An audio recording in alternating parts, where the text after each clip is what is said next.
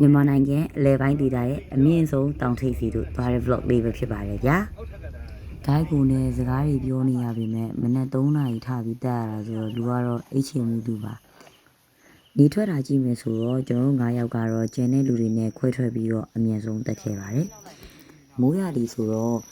ရှုံလန်းနေဖြစ်သွားတော့ဒီ point ကောင်းတဲ့ဖက်နှက်တွေမဟုတ်ရင်တော့တော်တော်ချောပါတယ်ဗျ။ကျွန်တော်တို့ပေ3000ကျော်ရောက်လာပြီဆိုတော့လေအမှတ်တရအနေနဲ့ကျွန်တော်ဖွင့်နေတူတမွန်ရလိုက်ပါတယ်ဗျာ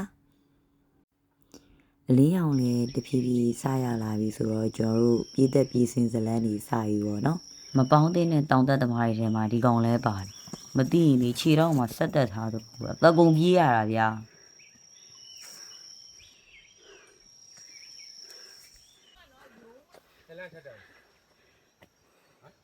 ကျွန်တော်တို့ကတောင်သက်လန်းတွေကိုတောက်လျှောက်တော့ဖြက်လန်းအောင်တော့ရွေးပြီးတော့တက်သွားတယ်ပေါ့နော်။ဘာဖြစ်လို့ဒီရိုးရိုးဆိုင်ကလမ်းကြောင်းထက်စားလို့ရှိရင်ဖြက်လန်းတောလန်းနဲ့ဖြက်လို့ရှိရင်တော်တော်ပိုလာတယ်ဗျ။အခုဆိုကျွန်တော်နောက်ခံပါအတန်မှမထည့်ပဲနဲ့တောတောင်တန်လေးနဲ့တွေတော်တော်ကိုလှတယ်ပေါ့။ဒီတာရတယ်ပေါ့နော်။အေးမဟုတ်တောလန်းထဲမှာတစ်ခါရတဲ့အနံ့တွေကဝဂီနဲ့ဆင်းတော့ကျွန်တော်ညီကဝဂီနဲ့ရလာကျဲတဲ့မဟုတ်ပါဘူးလို့အနက်စင်တာဆိုတာကြီးပြောပြတာပါဗီဒီယိုတွေ editing လုပ်နေတော့တချို့ကတ်လေးဖြတ်မယ်ဆိုပြီးမဖြတ်ရဘူးပေါ့ဗျာအခုမှဒီလိုကတ်လေးပေါ့ဟိုမြင်းနေပင်မဲနေလှတယ်ပေါ့ဗျာပြောရင်လေအပူလို့ပြောမယ်ဗျတကယ်ဟိုလာတာဗျဒီတော့တစ်လျှောက်ကွာဒီမိုးရင်းကျွန်တော်ဒါပထမဆုံးတောင်စားတက်ကြည့်ရပါတော့တော်တော်ကိုမိုက်ပြီးတော်တော်လေးကိုလာတယ်ဗျစိတ်ဆိုးပြီးတော့ဗျအေးနေရပဲ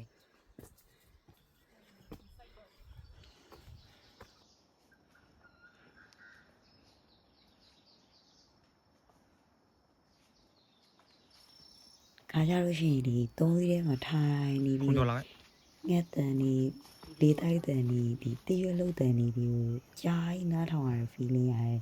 တကယ်ဘာမှမလဲနိုင်ဘူးဗျ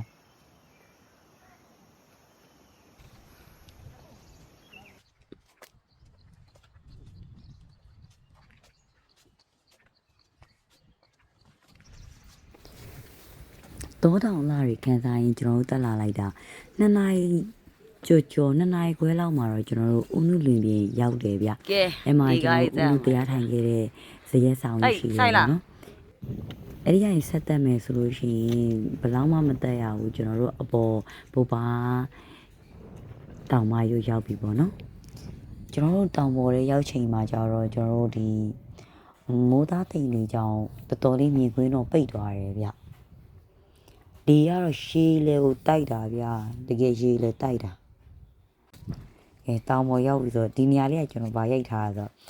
ဟိုဒါကျွန်တော်ရေအိမ်သွားတဲ့လမ်းပေါ့နော်ရေအိမ်သွားတဲ့လမ်းတော့ဒီလိုလှတာဗျာသိလားမတရားမိုက်တယ်ဒါဘုရားတောင်ကိုအိမ်လာလေးပါတေးရဲလေးပါဗျာကျွန်တော်တို့အဖွဲ့ကမနက်စာမစားရဘူးဆိုတော့ねရောက်တော့မနက်စာတွေစားပါတယ်မနက်စာစားပြီးရねကျွန်တော်တို့ကအမြင့်ဆုံးတောင်ထိပ်ဖြစ်တဲ့မှန်ပြတောင်ပါအဲ့ဒီလိုသွားမှာဖြစ်ပါတယ်ကဲဖတ်တူဆက်လက်အားပေးပါအောင်နော်ကျေးဇူးတင်ပါတယ်ဗျာ